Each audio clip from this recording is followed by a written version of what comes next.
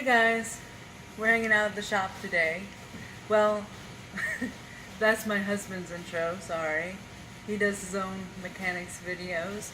We're hanging out here today because it's honestly too cold to be outside.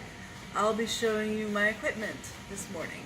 First up, we have my walker. It is actually called a posterior rollator walker, which means it just wraps around the back instead of the front. My version has 4 wheels. You can get it with 2 wheels, 4 crutch tips, front wheels that you can unlock and they rotate if you want. I preferably have stationary wheels. I tried the other version when I was in middle school, and quite frankly I ran into a couple lockers and decided that it wasn't for me. My walker also has a seat and hip padding to keep me from moving too much from one side to the other. It's also called a gait trainer. Now, some people have different preferences. Other people with CP might like a walker that, it's front. You can hold on to it, and it has brakes, and they also usually have a seat too. But again, this is my preference. I've had a walker since I was probably 3.5, since I started having surgeries. And every time I'd have a surgery, I basically had to relearn to walk.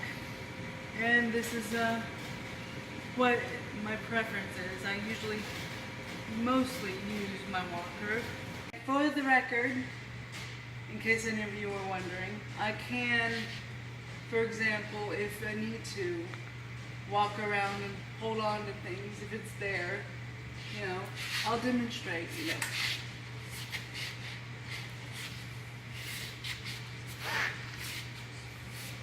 And this is actually how I prefer to get around the house.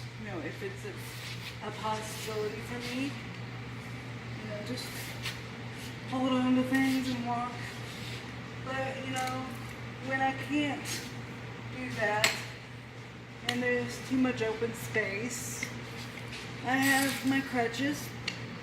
Now these are, hold on, let me back up, because this floor is actually quite slick. Mechanics garage, oils and stuff, but no. These are called lock-strand crutches, and they're quite a little bit different than the standard crutches you usually see at hospitals, under the arms. And you just, you slide your arm through the cuff and hold it. And these are called walk-easies.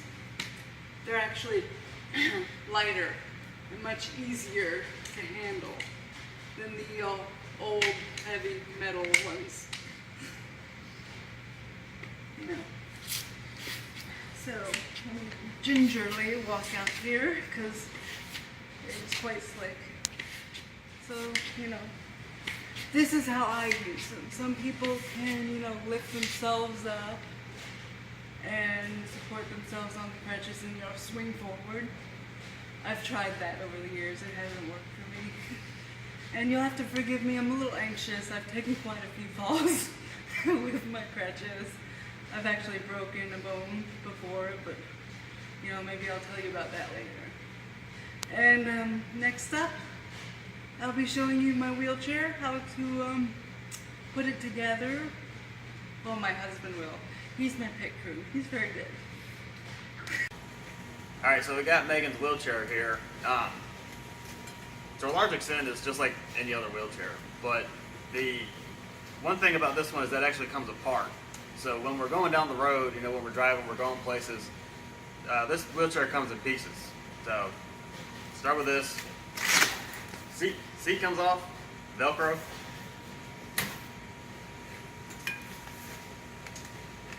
Get the seatbelt buckled. Armrest come off.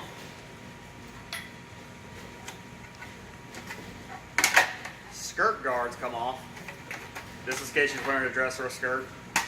Keeps them away from the wheel.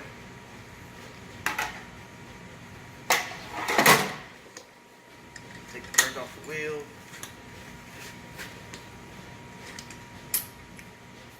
Wheel comes off.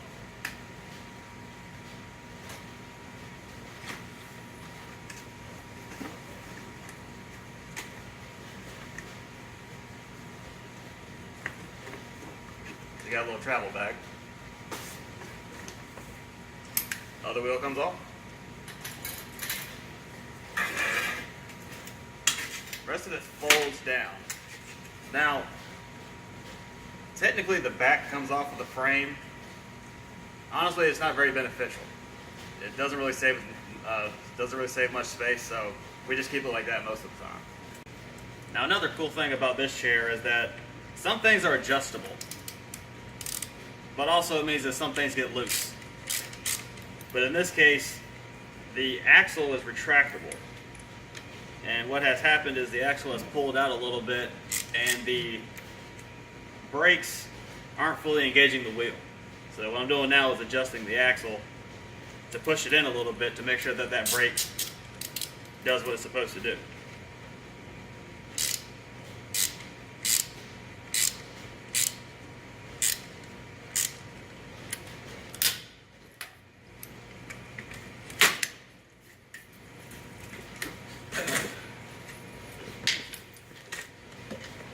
There. Still a little too far out.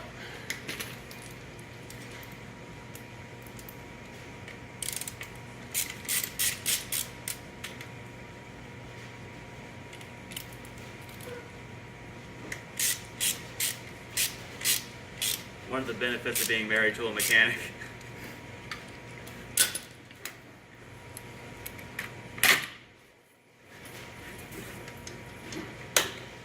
And that is more like it. While I have 3 pieces of equipment, I use them each for different purposes. I do use the walker most, but for longer distances I can't. Like, for example, the mall. While I would love to walk all over the mall with my walker, I physically cannot do it. I get winded and tired and worn out. That's why I have my wheelchair. I also use it mostly when I'm traveling, especially if I don't know where we're going, if I have enough space for my walker, because my walker is a tad wider than my wheelchair. My crutches, while I have them, I don't use them a lot. That's my personal choice. I just have a habit of falling more with them, and with the loft strand, I don't have enough range of motion to catch myself when I fall. Again, that's a personal choice, but that's pretty much it. One side note I have, that if you're interested in getting a chair like mine, when you put it together, you should always make sure that the wheel locks and it can fully rotate. Otherwise, you know, when you're going down the road or whatever, you may lose a wheel and then it could be hazardous. Just FYI. And also, you know, you might be interested in investing in a pair of wheelchair gloves. I've had mine for years. They're actually made out of Kevlar, or it says it is. And it's a tough palm. They have little, you know, loops that I can pull them off and pull them on with, and it's just Velcro here. If you don't want to wait for them in the mail, or you don't want to get wheelchair gloves, you can always invest in like weightlifting gloves. You know, like at Walmart. I've used them for years. They're actually pretty good. And my mechanic, Anthony, my loving husband, has done a wonderful job with fixing my wheels. And I don't know if you noticed, but, well, you can't see it out here, but my front wheels actually light up. It's like a rolling disco, yeah. So, that's it. And I'll see you next time.